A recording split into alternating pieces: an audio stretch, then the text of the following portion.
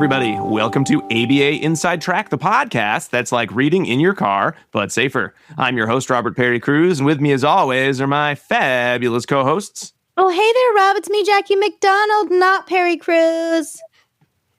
Hi, and it's me, Diana Perry Cruz. Oh, thank you. How are you, Rob? I'm doing fine. Oh, do you have a segue to start us off? No, well, only that Jackie and I have been walking down memory lane, reading past transcripts, and we used to ask each other how we were. That's true. You know, we never do that anymore. We never just talk anymore. We don't talk. We don't just talk.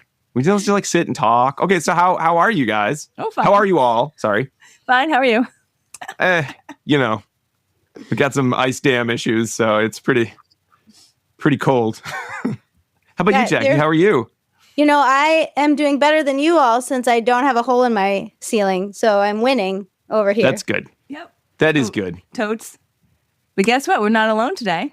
No. We have a guest. We do have a guest. I love that we're not alone today. Before we introduce the guest, we should make sure everyone knows this is not a home improvement podcast because that's the last you'll hear about the ceiling. It's a podcast about, we'll see, about behavior analysis and behavior analytic research, where every week we pick a topic and discuss it at length. And I don't believe we have like Bob Vila on the line to talk about home improvement. We're talking about a much more relevant to our field topic, which is what we like to do here. And that is Down syndrome and ABA. And to do that, we have a very special guest who's written and practiced on the subject, Dr. Kathleen Feeley. Kathleen, thank you so much for coming on the show today. You're welcome. Thank you for having me. So question number one, what do I do with this hole in my roof? Wait, on an aside, These damn ice dams. Right? As an aside, I do want you to know that I used to have a super crush on Bob Vila. That tracks. Like so bad. And so every Saturday morning, me and my dad would watch Bob Vila home improvement shows, but I would watch it because I thought he was so cute, and my dad would watch it for information. So there you go, young Jackie. And I also wanted to put out that this episode was a Regis College graduate request. It was, yes. Thank you, Morgan. From Morgan. Yeah, Morgan sent us an email and said, hey, everyone, now that Massachusetts allows us to bill insurance for behavior analytic therapy for people with Down syndrome, what do I do? Where do I get the information? And so that is why we decided to do this episode, because we've not done it before and we don't know anything about it. Well, speak for yourself. I know a little bit, but not enough to do a whole episode. That's why we have Kathleen here. She's the expert. So, Kathleen, how did you become the expert? Please, we'd love to hear more about your kind of professional journey. So I started my career as a New York City Department of Education classroom teacher. Very excited about that. One of my most proudest accomplishments. While I was teaching in New York City Department of Ed, I was working with many children who didn't speak. And they had a at the time, very progressive AAC program where they were giving students augmentative communication devices. And that was in the late 80s. So I was 22, 23, and started looking into doctoral programs for AAC. And I was in New York City area at the time, and couldn't study in AAC in programs in the Northeast because it was under speech pathology. But the Midwest was incredibly progressive in terms of letting you do cross study, so that at the University of Minnesota, where I actually ultimately went, you could be an education doctoral student, but study with individuals and communication disorders. So Dr. Joe Richley was there, and I interviewed with him over the telephone at the time, and then flew out and enrolled in the doctoral program at the University of Minnesota. And there were a lot of behavior analysts there. So this was pre-BCBA days. Right, yeah. And so my whole area of study was behavioral oriented, although I don't ever think I took a course on applied behavior analysis. But my dissertation looked at generalization gradients in learners. So I think I'm a certified behavior analyst because of that. I always think about the rats in the noses. right? Yeah. Yeah. That's the generalization gradient, right? Yep. Yeah. And colors and pigeons, where pigeons tap when they're taught to tap bread, where they stop tapping.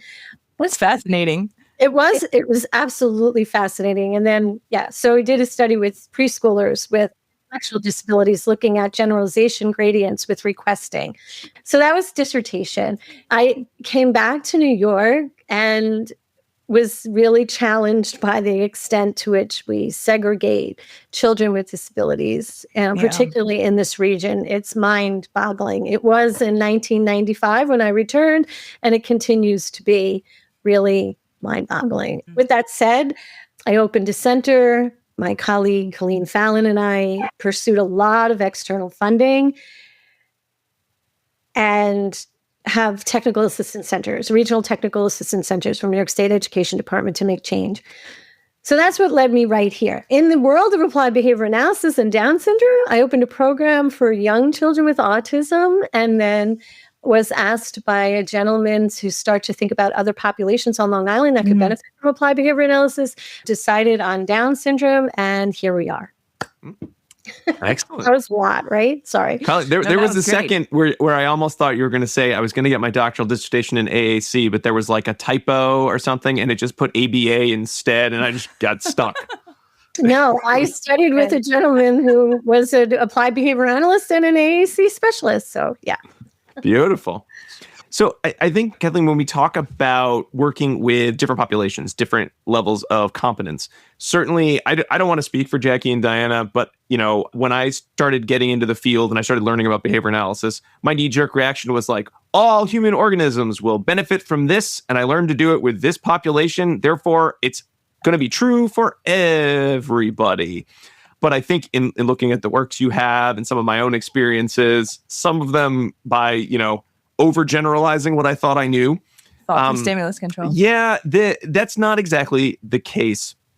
Would you mind, I'd love to kind of start our conversation off by talking a little bit about some of the differences in terms of, the behavioral phenotype that comes up in working with children with Down syndrome that you sort of had to, study more about or think about or put into your treatment plans. Because even though the principles are true to all humans, it doesn't mean that we can apply them exactly the same way across disability categories and expect the exact same results. Right. So key areas, definitely motivating operations, really thinking about what you need to keep in mind when you're working with individuals with Down syndrome. And that really goes into several areas. One being medical complications that kind of go hand in hand with Down syndrome. So increased incidence of hearing impairment, visual impairment, right? Cardiac issues that really are life-threatening early on. So changes really I believe the dynamics when you have a baby that has all of these issues and then they make it. So sometimes it might change the way we interact with that child because of those confounding things, like it's a miracle that they survived. And so a little bit of that, and then increased likelihood for upper respiratory infections, right? And a lot of this is just my decades of working with so many kids with Down syndrome, right? But, getting a cold and having it for a long time. So not necessarily just coming and going within a week, but kind of lingering. So all of those things play into how effective your treatment's going to be and how impactful your reinforcers are. So definitely keeping in mind medications that they're on, low muscle tone, the intestines are a muscle, right? You might not have regular bowel movements, and that's going to impact kids. So that's one whole piece, that whole medical. And there's medical practice guidelines that anyone who works with children with Down syndrome should really take a very good look at. So that's one area. And then it's that behavioral phenotype, right? That increased likelihood of desiring attention and just wanting lots and lots of attention. And we've known that forever about kids with Down syndrome, how social they are, and a social strength. So when you're thinking about reinforcers, pairing them up with the social reinforcer is probably going to be really impactful. also strong desire to escape difficult tasks, right? They're not going at a task the way a typical learner would, even in very young ages, avoiding things that are just slightly more difficult. So what seems could be just this easy thing to ask a student, if the student has Down syndrome, it might be a little bit more difficult, and therefore they may react quite drastically because so the value to escape that activity is really high. So I think those are the ways that we should know about Down syndrome before we try to, change a lot about them. Mm-hmm. I think, Kelly, one of the things I'm always struck by when either I'm speaking to individuals who either work with individuals with Down syndrome or parents of children with Down syndrome, or when I've sort of read up on various materials I sent, is how it seems just everyone's kind of fast and loose with referring to kids with Down syndrome as, oh, they're stubborn. They're so stubborn. Is that just one of those weird social, like it's just been allowed for so long, or it's just such a part of the behavioral phenotype that everyone kind of just shrugs and uses that term, or is that just something that's kind of falling out of favor? Because I know it was mentioned in the studies as like this keeps coming up, and you put it in quotes because it's not it's not great to refer to any group as any sort of type. But I just was sort of struck by that. Is it because it's because there's a chromosomal piece to some of this that people feel more comfortable throwing these wide net descriptor terms? So probably, right? And it's probably been there as long as, Down syndrome has been called Down syndrome based on Langdon Down's observation of individuals and identifying a whole bunch of kids that looked the same and also said they acted the same. So I think it's just this long history of doing that. There's also in individual students a long history of getting a lot of social attention for being non-compliant. Mm-hmm. Right? Because if you ask me to do something and you walk away, well, if I throw myself on the floor and stamp my feet, then chances are you're going to come back. You're going to look at me. You're going to bend down. You're going to coax me up. You're going to maybe carry me, which is we see a lot of, more than we'd like. And oh boy, it pays off to be stubborn in that quote unquote instance. So yes. Right, we could be sort of a more easily operantly shaped behavior given the increased value of the social attention. Yes, absolutely. But then their desire to not want to do things, right, that are slightly more difficult. So then you may see an increase in that behavior. So you probably see it a little bit more. Right. But certainly not in all kids. And that the key about a behavioral phenotype is there's an increased likelihood. It doesn't mean you'll see it in everybody. That's exactly what I was just about to say, is that I'm sure that there is quite a range. Oops, I hit the microphone. Super professional. quite a range within individuals with Down syndrome, how likely you are to see some of these behavioral presentations. Right. And we know that there are children with Down syndrome that have and adults who do not have any intellectual disability whatsoever. So, they may not be stubborn. Yeah. So, Kathleen, one of the things that I'm always surprised when I'm, reading about, various behavioral treatments, behavioral interventions, is how often there's a sense of, well, there's got to be so much research. And if there are behavior problems and there are these known motivating operations, whether they're called motivating operations or setting events or just patterns, whatever it might be, there's this sense of, well, of course, there's going to be tons of research, probably much of it using things like behavior analysis, or at the very least, like basic behavior modification type techniques. And you mentioned a lot in your studies of there just aren't a lot of really strong empirical studies for behavioral interventions. What's going on there that this is sort of a known pattern that could occur in a population that it's just, well, let's not write about it. We'll just do stuff. What's happening there? Well, there was early on, right? So your early studies demonstrating the principles of behavior analysis on human beings, there was a different word that was used then. You can find that word in those studies, mongoloid, and you can find early work that was really the first work with individuals, with humans, right? And applied behavior analysis. So there's a few early on. Then for Down syndrome in particular, the research, people that were specializing in conducting research with children with Down syndrome were more focused on demonstrating how similar they were to typically developing individuals. So there's a huge amount of literature really focusing on the strengths of people with Down syndrome and all the wonderful things that they can do. And that's amazing, right? But what fell apart was that treatment for them, and there wasn't a whole lot of it. There was early work that was placed in a manual about behavioral treatment and was published in a book, and it got a little leverage. And then, interestingly enough, New York State Department of Health issued guidelines for early intervention for different disabilities. And those for autism really went viral, and even in other parts of the world. And Down syndrome, whoever wrote it, right, they didn't talk about applied behavior analysis in there. They talked about operant learning, and it just didn't get the attention that, so we're being a New Yorker, right, we're pulling all those up and we're saying, hey, look at this. These are the guidelines for early intervention. It says right here, in multiple teaching opportunities and close proximity, but it really didn't get a whole lot of attention.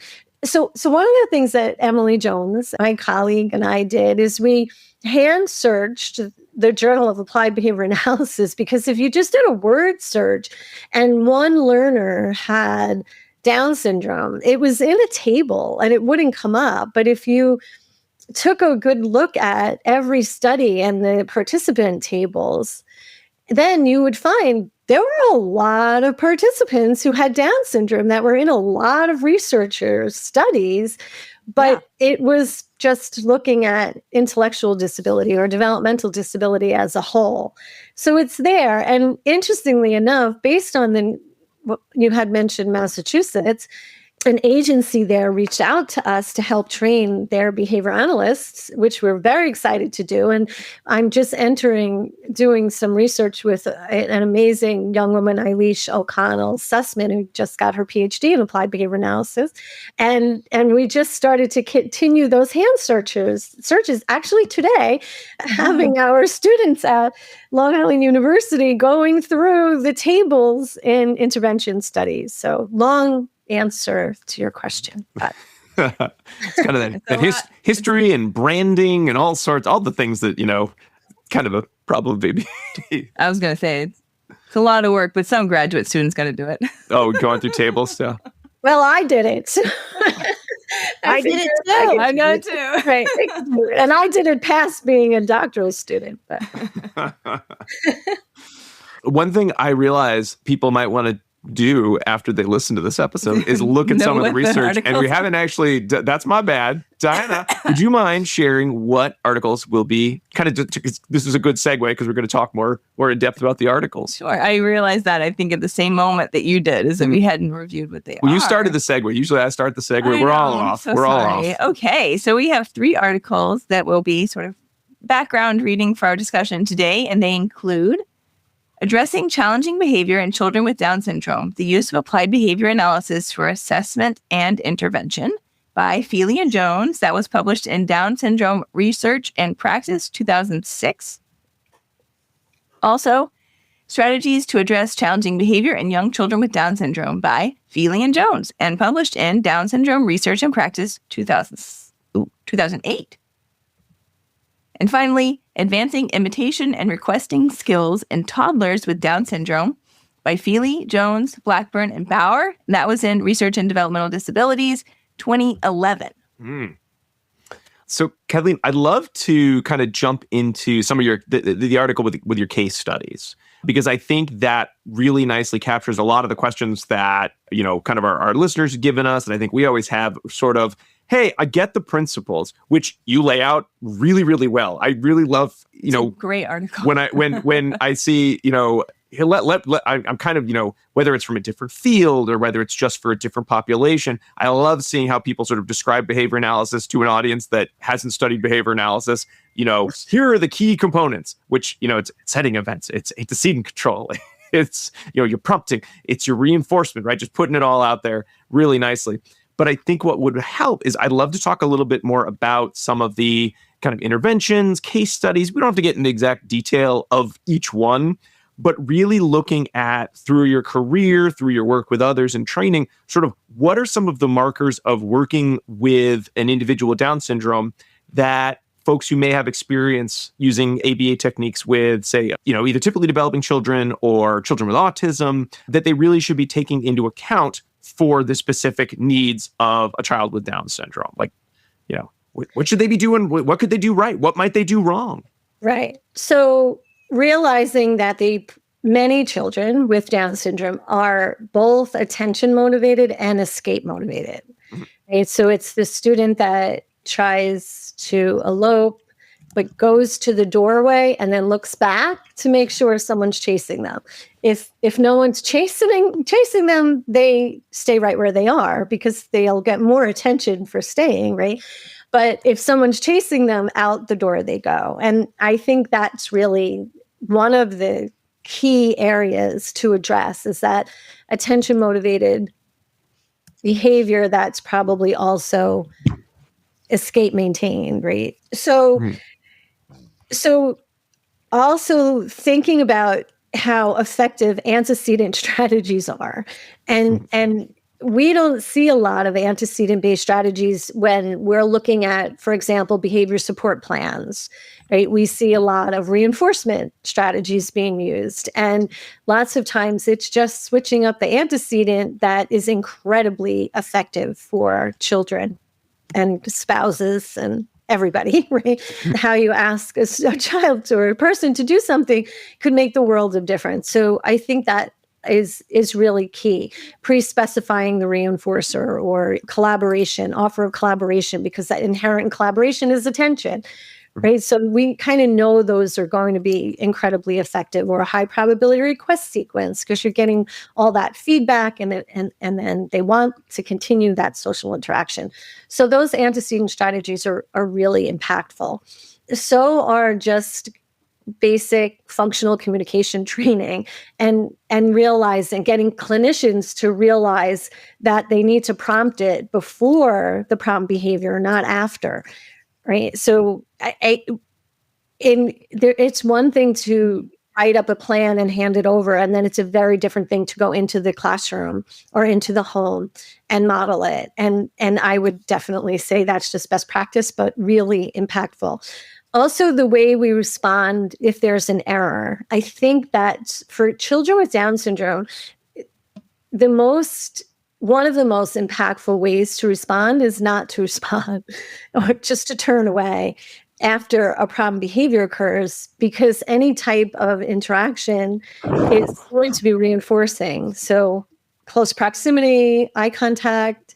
And we see a lot of that clinically, telling the child what they did wrong and trying to fix it. And so really just turning away. And even so there's lots of components here. So one, addressing problem behavior, but what Emily Jones and I have laid out is how to use those principles just to teach skills, any skills, self-care skills, toileting skills, cognitive skills. And it's very much built into intervention in that way, so that your consequence isn't try again or It's just really turning one's head. And that sometimes isn't very palatable to interventionists, but what we've found is families are like, oh yeah, if it works, we'll do it. And so, parents don't have an advisor or academic necessarily people to be accountable to, so why they can't do something, so it's been really nice working in homes with families. But so definitely how you consequate would be really strongly impactful in terms of not having it have attention linked to it. Mm-hmm. That's really interesting. One piece I really loved, kind of going back to talking about antecedent strategies, I think you laid out so nicely the home to school log as an example of an antecedent strategy in that study, that of just knowing what could be going on outside of school and just shifting programming slightly in the day, just being such a huge kind of sea change in terms of, and it's going to be a great day now. Do you mind talking a little bit about kind of, how one might develop those, or sort of what are some of the key areas you might want to be thinking of in terms of creating that log? Yeah. So anytime I do a training, I learn more from my participants, right? So we do a lot of work in schools. And so we had this teacher say, well, at parent-teacher open school night, when all the parents come, I give handle with care passes. And every parent gets 5 or 6 handle with care passes. And if they have had a rough night at home with their spouse or their child in the morning, the child can come into class with a handle with care pass. And there goes the log, right? Mm-hmm. So you don't even need that. But with the log, it would be great, right? If people read it and note it. And you don't even have to say what it is. Right? You don't have to say, well, we were up late because my high schooler did blah, blah, blah, right? It's just, Charlie didn't sleep well. Right. Mm-hmm. So it'd be a rough one. Yeah. And, teaching assistants, in my experience, they know, right? They'll say, oh, that kid had a look in his eye, right? And many naturally change the way they interact with that person. But we just need it more globally done, right? And then and understanding that if that happens, what can you do? Mm-hmm. And sometimes it's just feeding the child a little snack, right? If they miss breakfast, or having them just put their head down on the desk for 15 minutes and take a little cat nap. And then sometimes it's just giving lots of reinforcement for the first 10 minutes of the day. And then all those things just disappear. So it's also getting people to understand the value of it. And that's sometimes hard. And then the value of realizing that some families just don't have the time to report. So is there another way? Can it be a text or a phone call or a handle with care pass? I like that idea. Just hey, here it is. Switch to it's education plan B today. Right, do the educational games, not the educational drills, something like that. Exactly.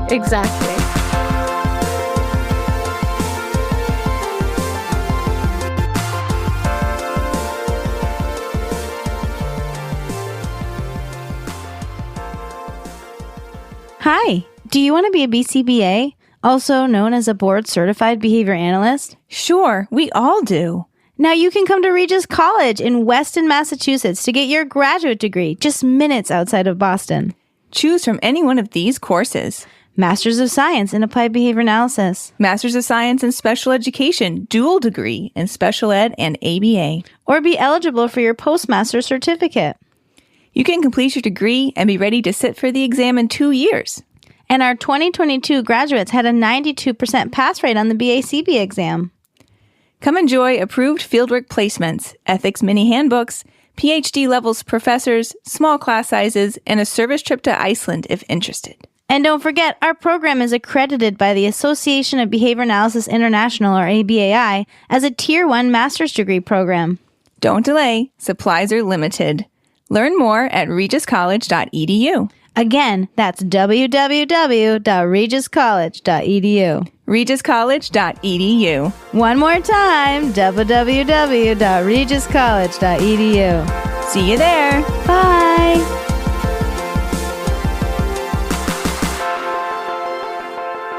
Hey everyone, sorry for pausing the episode, but I want to remind all of our listeners that ABA Inside Track is ACE and QABA approved. By listening to this episode, you're able to earn one either dual diagnosis CEU or one learning CEU, depending on which body you're working under.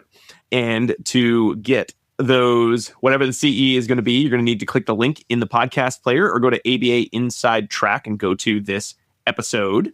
You're going to need to know some key information about our episode, information that you have learned, as well as 2 secret code words that we're going to put in, one right here and one a little bit later. And these are secret guest code words from Dr. Feeley. And the first is SCARF, SCARF. Now, you might think, oh, it's like when I shove a bunch of food in my face. No, you're wrong. It's the one that you put around your neck. Dr. Feeley was very clear about this when we were talking about it. Yeah. So we'll know if you meant the one where you stick the food in your mouth. We'll figure it out, even though they're spelled the same. We'll just know, and you won't get credit. So make sure you're writing the scarf that you put on your neck. All right.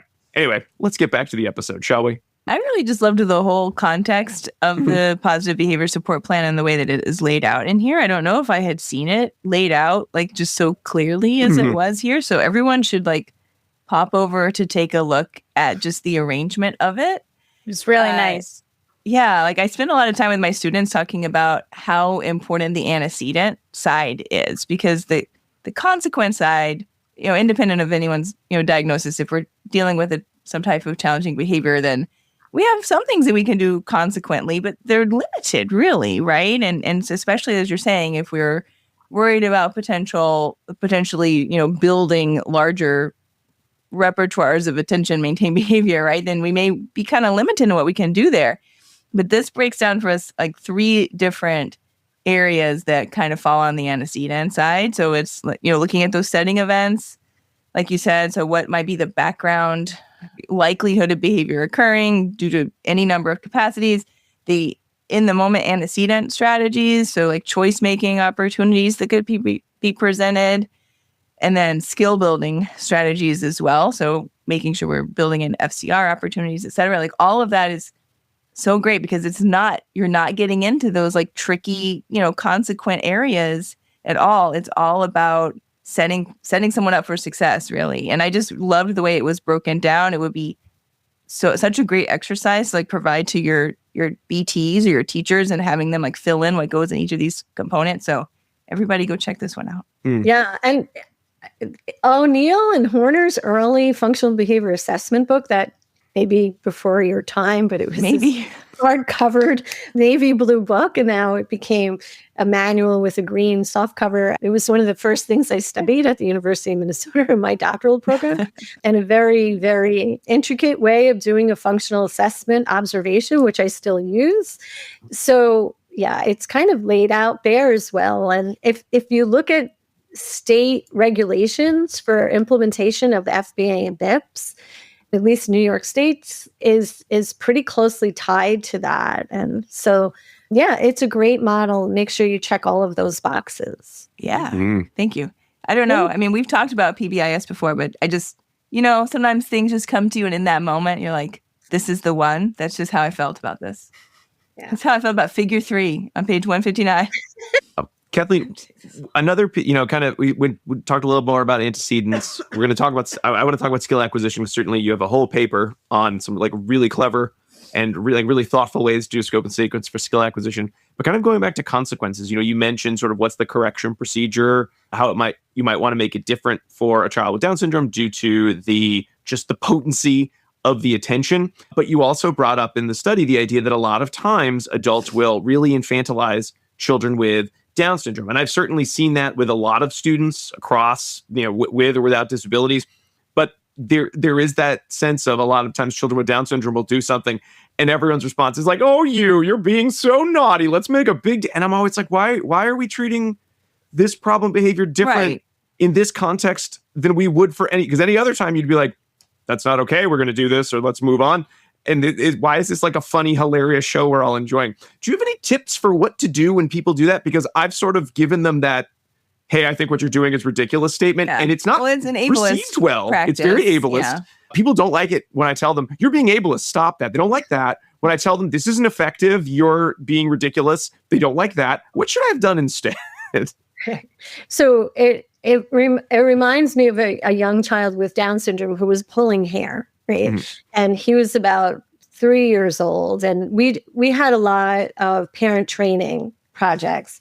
So we were training the grandparents actually. And so it's really important that when Matthew pulls hair, you don't give him all of this attention and like, oh, it doesn't hurt so bad. And I knew from being in this family's home that they had a next door neighbor who was the same age as Matthew.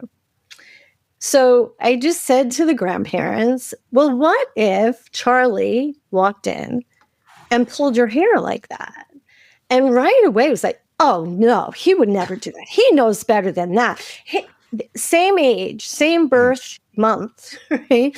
But, and I think that's the best way to draw people's attention to it, is that this child's age is 6, 7, 5, 14, 23. Therefore, let's look at all of the 23 or kids, that are that age, and are they doing it? And then let's really be thinking about how we could change this behavior for this child. I think that's one of the best ways. Also, I'm a huge proponent of inclusive education. So we see less of that in inclusive settings because there's a lot of people in that environment who will say, no way, he can't do that. No one else is coming off the line from kindergarten to give their last year's teacher a big hug and a kiss. But, so once a child's included and there's this understanding that the same expectations should be on that child, it's particularly social expectations than the rest of the class, then that's a way to handle it. And then one of the things we noticed is, and I don't know if there's any research on this, but children engage in motherese as well. So yes, I have seen that firsthand, and it's like the same, almost as hard as with the adults of like, no, your response is making this where it's confusing how you're responding to these things you say you don't like, but you look like you're having a great time when your hair gets pulled. Right. So one of the things that we do in classes with children is we find the one kid that doesn't do that. It doesn't speak to the child like a baby. And then we make a huge deal out of that so that everybody knows that's who they should be emulating, is the kid that just walks in and says, yo, what's up? Right? Did you have fun last night? And it's like, when a fifth grader says that to another fifth grader, it's a little odd. So we've been doing a lot of reinforcing of kids that just treat the child, like a same age peer. So you look for your models in the environment, or you have environments that tend to want.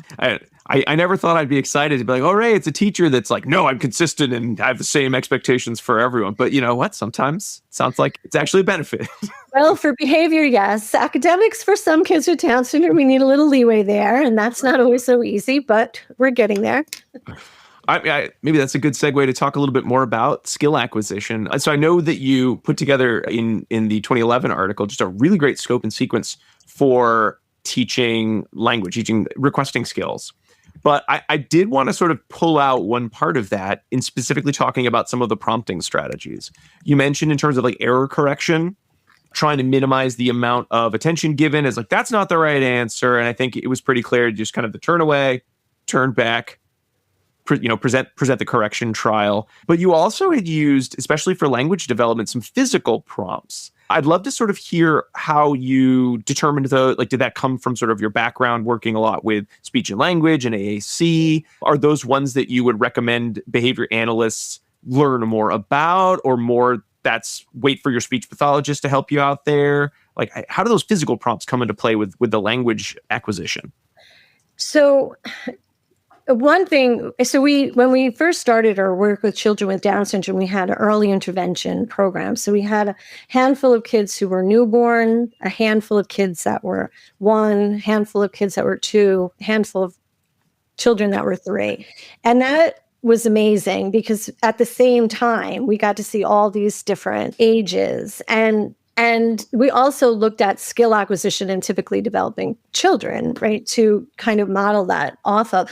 One of the things we told families right away is to desensitize their child to touching their lips, right, so that you could actually physically prompt a child really early on at 1 or 1.5, and they weren't adverse to it, so they didn't move away because they were used to their family, putting lotion or on their face and tapping. Is my favorite really early on when you put your hand up to your mouth. People aren't going to see me, and then with our hand up to the children's mouths. So we did it simultaneous, us and them. And so that hand up on their mouth was actually a prompt to vocalize. Yeah. And we didn't have to put it all the way up. We could just raise it and they knew like, ah! Yeah.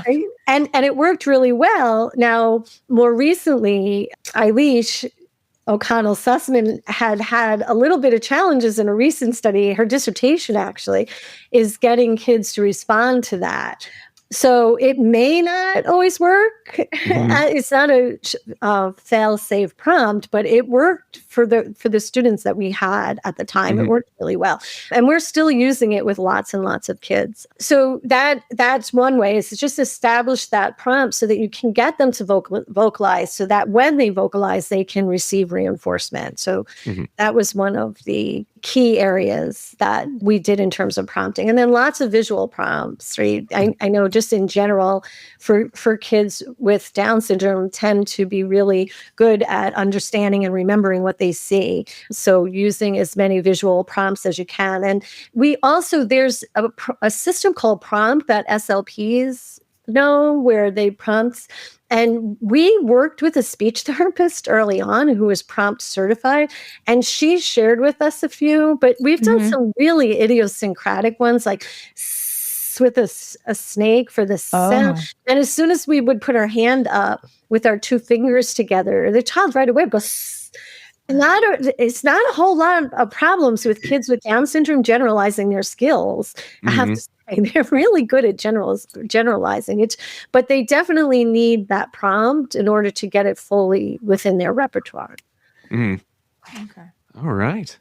Well, and speaking of kind of that overall sort of, the scope and sequence for requesting, I'd love to sort of just hear the genesis of that as an idea, because sometimes you read an article and you're like, yeah, of course, that makes sense. Use what a child is good at, use their strengths, and then build on that skill. That makes sense. But I know a lot of folks don't always think about teaching communication as what's the scope and sequence. So like, I don't know, it's all the same thing. Get a motivating operation, maybe do a couple mass trials, make sure that there's a reinforcer, potentially a tangible reinforcer paired with the natural reinforcer. Bing, there you go. That's how it works. And I think your scope and sequence really took advantage of what you knew about where are the most potent reinforcers for the students we're working with. So would you mind sort of like talking about how you developed that, sort of talk a little bit more about what it was and how you kind of taught those functional communication skills? So for one study, when we were recruiting participants, and there was a school in this region for children with Down syndrome, and it was apparent that they all had the same speech therapist, because they would look at what they wanted and would sign more while looking at the item that they wanted, which is really interesting to see a child just look at something and sign more with no gaze shifting to other people in their environment, which is getting someone's attention and then looking back at what they want and then looking back, right? Kind of like joint attention, but it's a form of requesting. Right, yeah. So then just modeling what typical kids do, right? Which is they see something that they like, they find a communicative partner in which to request the item, and then they communicate to their partner, and then they're reinforced by delivery of that item. So that was really the skill sequence. And we knew that children, we could teach verbal imitation, right? And that's a core challenge with children with Down syndrome. They're really good at imitating what they see, but they're not very good at imitating what they hear. So our early work, and Emily Jones and I worked in an intensive behavioral treatment program for children with autism, ages 18 months to 3 years of age. And then a gentleman by the name of Mike Darcy asked us to kind of expand that work to other disabilities. So we did. And we did it with children with Down syndrome. And then we realized that even older children, 4, 5, 6, didn't have, and had lots of speech therapy, didn't have basic verbal imitation or vocal imitation skills at all. We've met elementary school students that didn't verbally imitate. Like, wow, that's just your basic skill. So let's just wind this back a bit and let's do some imitation training. So of course we do this, right? Gross motor imitation, then do this, and lo and behold, we were teaching 2-year-olds with Down syndrome to imitate, 18 months, to imitate what they heard. So now we have them vocalizing. We could prompt them because we desensitize them to the touch to get the roots to close. So it went from an ah to a and then lots of teaching opportunities, which is another thing that doesn't make sometimes applied behavioral analysis palatable, because there's a lot of folks saying, oh, it should be child-directed and not teacher-directed. And well, if you watch a typical child learn, they do the same thing over and over and over again, right? And I watch my own kids do that. Now I have a grandchild, and it's funny. He does the same thing over and over and over again, right? So we were able to work with interventionists to say, it's okay. You can take this one skill and you can do it again and again and again and again. And no one's going to get hurt. And we're not breaking any rules here. And it's an okay thing to do. So that was part of our treatment is, and we just truly did 10 because it was easy to get the percentage for success. There's no magic number. I hear that. Yeah. Can you shoot for this? And it was easy on a changing table in a high chair before and after a meal to gather, the child and sneak in 10 teaching opportunities. So we weren't doing 6 hours of discrete child training. Right. We were doing these intensive treatment, like a high dose, right, teaching opportunities. And that I think is huge for behavior analysts to understand, because look, we refer to it as context for instruction or the level of intensity of treatment. Lots of kids with Down syndrome are just going to learn because they're in circle time, right? If you're talking about preschoolers, they're going to pick up lots and lots of things, but there's lots of things they're not going to pick up that way. So really thinking about where their strengths are and where their weaknesses are, and can you increase the number of teaching opportunities for areas of weakness? And then lo and behold, that's what we did. And then we looked at typical skill sequences. And then I have to mention Deborah Fiddler's work. So she does a lot of work comparing different disabilities and identifying characteristics of behavioral phenotypes. So she would identify the weakness, and then Emily Jones and I would be like, I think we could fix this. If we increase teaching opportunities and break down the skill. And that's what led our work and continues to lead her work, because she's just doing fabulous things. Did I answer your question? Yeah, and I think that makes perfect sense how you came, and so you had the vocal imitation piece going along with the gaze shift to the requesting sort of the attention or the interaction before moving on to the more less social interaction, asking for help. I guess there's some social interaction there. And while I know you mentioned in the limitations that it wasn't you certainly weren't proving no one will learn to ask for help until they've learned to ask for the interaction. It did seem to kind of move the skill along relatively fast. And there was that sense of acceleration, especially with the vocal imitation of once they learned a few with the same procedures by like number 3, barring that one participant who had the kind of the mouth deformity or the mouth. Right. The palate. She had a lot of palate. Yes. That's right. Yeah. Mm-hmm. Yeah. They were able to learn those skills and use them and maintain them too. The maintenance data was really great in that study. Yeah. And generalization. We had another study where we taught a little guy to say bless you when someone sneezed, and he was the third of 4 boys, or the second of 4 boys, and his dad came in for a meeting and goes, I don't know what you're doing with this kid, but he's the only one in my house that says bless you. And so I think kind of the difference with other disabilities is children with Down syndrome want to communicate and want to be social. They don't necessarily have the skills sometimes, right? So when they have the skill, boy, they use it. So I think that's where there's a little difference. You don't have to concentrate too hard on those generalized behaviors, because once they get the skill, there's a lot of generalization. And we have the videotape of the mom doing the probes.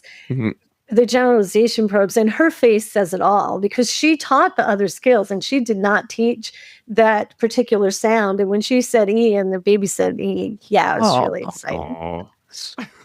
That's really cool. And I just really appreciate this conversation that we're having, because I think a lot of students of behavior analysis are only learning about behavior analysis in the context of providing services to kids with autism. And the science of behavior is one thing, and then the application of it to assistance in a particular population is another. And everything that you're saying, it fits within the science of behavior, right? But it involves us needing to remind ourselves to zoom out, right?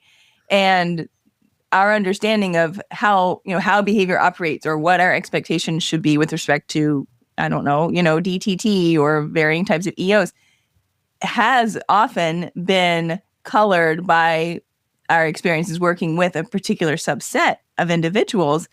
And those EOs, it's all about that setting event that you talked about, right? Like those EOs could be quite different for person to person, as well as, providing this additional like piece of background information. So we have to, zoom out and think about like, well, what are all the factors that may be relevant for working with this individual? And some of the assumptions that we could have about the EO that could be in place, it could be quite different depending on who we're working with. So I think that it would be fantastic for everyone to work with a variety of individuals from a variety of backgrounds, because some things that we're thinking are like, oh, I know how this is going to go. It might not go like that, right?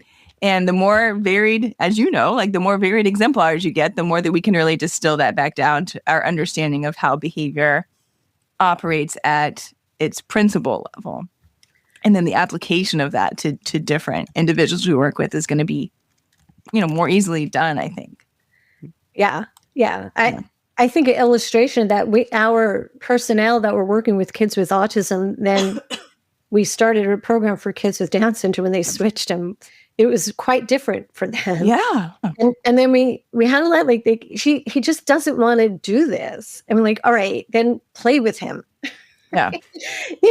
Play a game and then embed it within the game. And it's okay, he's not in his chair. He could be sitting on the floor and change a lot of things. And then took data on just naturalistic teaching, just naturalistic learning opportunities. And kids were learning some things at a high rate just by sitting around with their typical peers. But then there were other things that they weren't learning. And that's where we needed to increase the intensity of instruction. So, yeah. Without removing them from the gen ed setting for their entire life. Yeah. So, Kathleen, have you seen more adoption of kind of ABA interventions in EI, in general education settings, special education settings, since some of these, like your publications in 2008, 2011? Has there been a shift there? Does it still kind of feel like you're constantly trying to convert people to like, no, there's a lot of good research. Come on, folks, let's change it up. Like, what's the status right now? At least in your scope, where you're able to sort of see programs. Yeah, I think on Long Island here, there is definitely a shift due to an advocacy organization, the Down Syndrome Advocacy Organization, that does a lot of trainings. And I've presented there, and Eilish has, and Emily has, Emily's students from Queens College.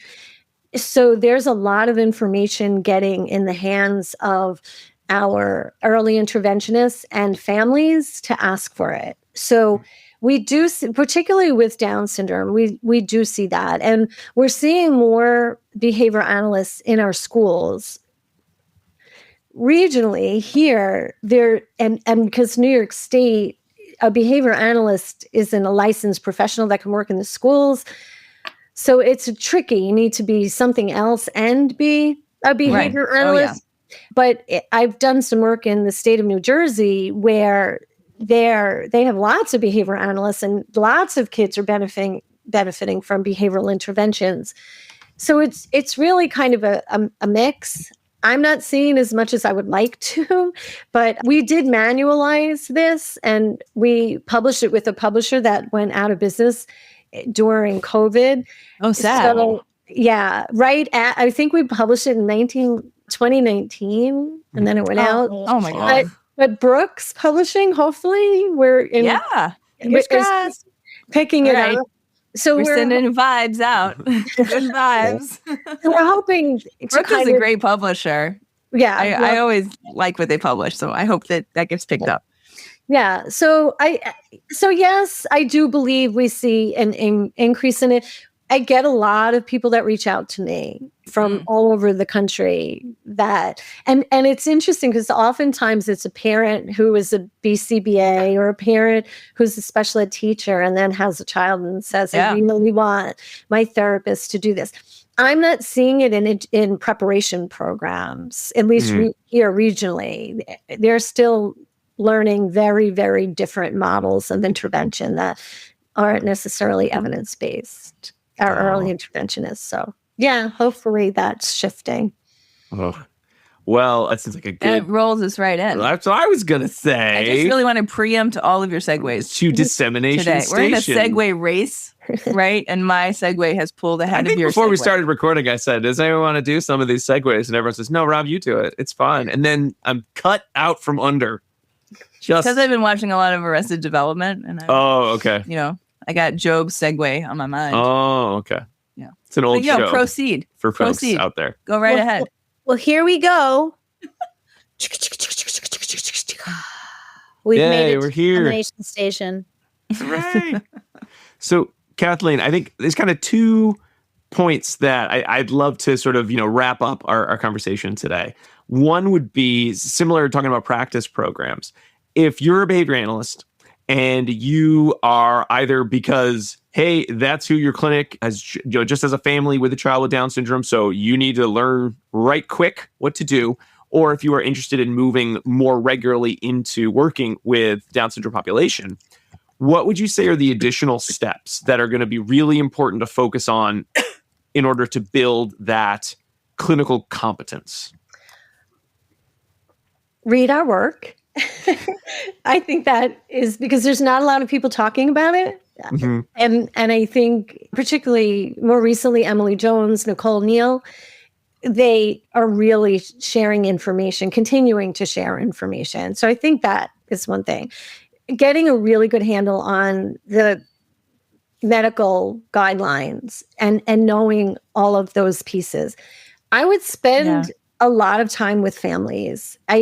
That's really important. A student of Ted Carr's, so Ted Carr was right here in my backyard at Stony Brook University, and he had a student who finished after Ted passed away, and I was on her committee, and she wanted to look at relationships between parents of children with autism versus typically developing children. And she asked me to be on her committee, and I said, well, I will if you add a third group, children with Down syndrome families.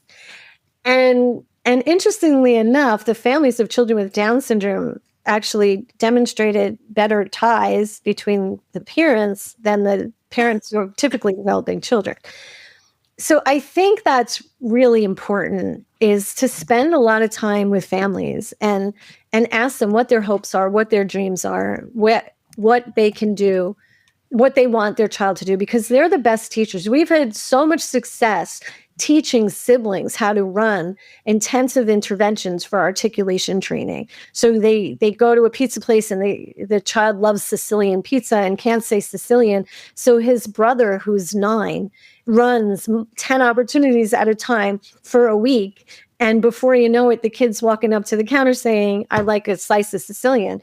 So I would definitely capitalize on those components. So medical guidelines, reading what's out there in behavioral, work with children with Down syndrome, learn about the behavioral phenotype. Deborah Fidler is a key place to find that information. Okay. Yeah. And then speak to any of us. Just reach out to us. We're happy to share information. So I just loved how New York that example was. I was gonna say, like, we don't do the Sicilian pizza stuff. I don't know if we can do that in Massachusetts. I hope so, but. And Kathleen, just from a kind of like a research and practice standpoint, what's sort of next for iterating on sort of the process of improving EI, improving treatment outcomes in terms of research with children with Down syndrome or adults with Down syndrome for that matter? Yeah. So historically, when you had asked me why there wasn't a lot of research, I was thinking a lot about behavior analysis, but there wasn't a lot of money being dedicated to research for children with Down syndrome. And that changed fairly recently with a group of families from California who really pushed. And now NIH has its own funding line engaged to increase studies, because there was, I believe, from my sense and things that people have said to me, it's like, oh, isn't there a cure for that? Don't they have prenatal testing? Right. Oh. So thinking like, oh, we figured that out, but we haven't, right? And it's still a very high incidence, 1 in 1,000 learners, live births, or children with Down syndrome. And so with that said, it would be really nice. And I wish that we did this, right? I wish we dedicated our careers to doing a really good controlled study, randomized with a group, match pairs and getting some intensive behavioral treatment and others.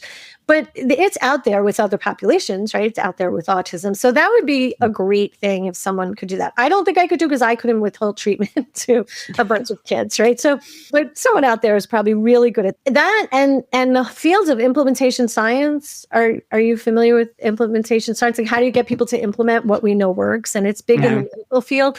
We know this works. We know having children with disabilities alongside their typical peers is an effective intervention. We knew it in the 70s for preschoolers, yet we still rely on segregated systems, right? We know that reinforcement works. We know that functional communication works.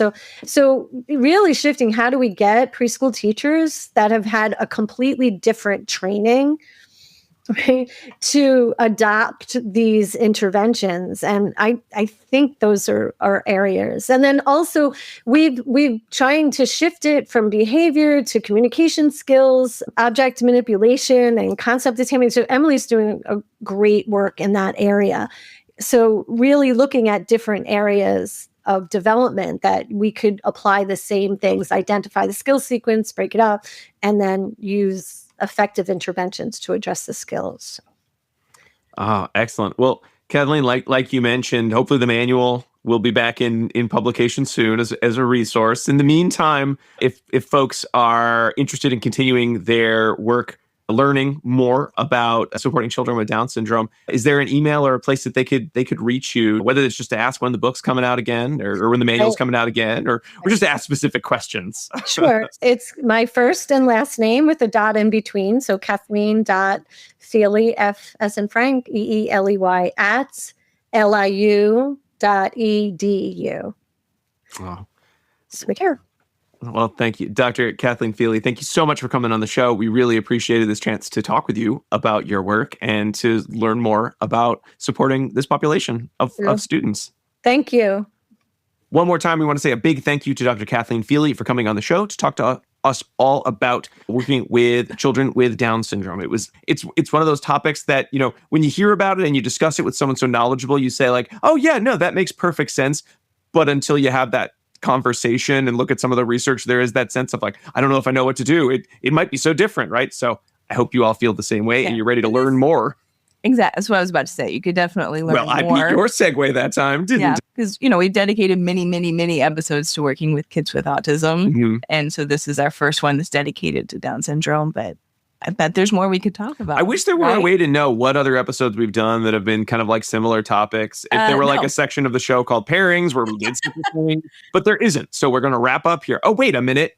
Diana. Oh, what? There is. But yeah, so this is part of the show. It's called Pairings, where we talk about past episodes. But we've never had an episode dedicated to this particular topic. So I don't have short. I can't tell you about that, pairings. But I can tell you it's possible that you stumbled upon this episode because you're looking for dual diagnosis. Mm-hmm. And so I can tell you about other episodes that we have in the back catalog that were dual diagnosis ones. And so those include episodes 16 and 209, where we talk about ADHD. Episode 156, we talked about traumatic brain injury with Dr. Meg Heineke. Episode 56, and then episode 227, we talked about behavioral gerontology with Dr. Miranda Trahan and Amanda Ripley. Episode 231, we talked about EBDB. Is that right? Emotional behavioral. I think I might have gotten too many B's in there. EBD intervention with Dr. Joanna Staubitz. And then also, this one's not dual diagnosis, but we talked about early intervention a good amount in here. Episode 84, we review early intervention, EIBI. There we go. Sorry. That's the plan. Usually I recommend a snack to go with this episode, but I'm hungry. I didn't write anything down. So I have a good snack. I'm up for hearing Jackie, suggestions. what's the snack? So our snack is going to be popcorn and an icy. Are you going to the movies? No, but these are things we share together. Okay. We share an icy together? I mean, yeah, I share ices. I guess, yeah. I don't. That's lovely. I gotta buy my kids 2 ices. Get lost, Right. kids. Let's go to Or if I buy them 2, they're sharing them with me. And then I get a You full would also icy. eat those. You would also eat those going to the movies. But I was thinking of something that we might share. Gotcha. All right. All right. And that was pairings. Please enjoy. It's in the notes. So officially, that is the snack of this episode. All right. Well, that brings us to the end of our episode on Down syndrome and ABA. Thanks again to Dr. Kathleen Feeley for coming on the show. If you like this episode and want to hear more, maybe start with those pairings, or just go to our website, abainsidetrack.com, where you can see all of the episodes we've done. Or, hey, just put us into your favorite podcast player and you'll immediately get access to tons and tons and tons of episodes, over 300 episodes on a variety of topics related to behavior analysis. If you're interested in getting even more content ahead of time, you can join us on our Patreon page, patreon.com/ABA Inside Track, where you can subscribe at any level. But if you subscribe at the $5 tier, you're able to get access to our votes for listener choice episodes and get access to those episodes once a season for no additional charge. Sorry, to the CEs for those episodes. And if you're like, I love this podcast, but what if books in 2 hours long? Well, you can subscribe at the $10 and up level to get access to our quarterly book club episodes. We are just about to release, actually, I think we will have released the Anxious Generation book club when you're hearing this. So if you are on the Patreon at that level, you'll get access to that right away. Let's assume it's 2 hours. We haven't recorded it yet. And 2 CEs for listening to that. Might be more than 2 hours. Diana wants to add a movie review in there. She just told us today. So it's going to be 17 hours, but you get 2 CEs because it's 15 hours of nonsense, 2 hours of hot content. And so that's the only way to get that now. Otherwise, you got to wait till we release it on the free feed next year. So again, that's patreon.com/ABA Inside Track. Nonsense content. It's called non-tent. Non-tent. Yeah, we try to keep the ratio of content to non-tent higher on the content side of things. And of course, you can email us at abainsidetrack@gmail.com if, like some of the Regis students, you have an episode you'd love to hear some more about.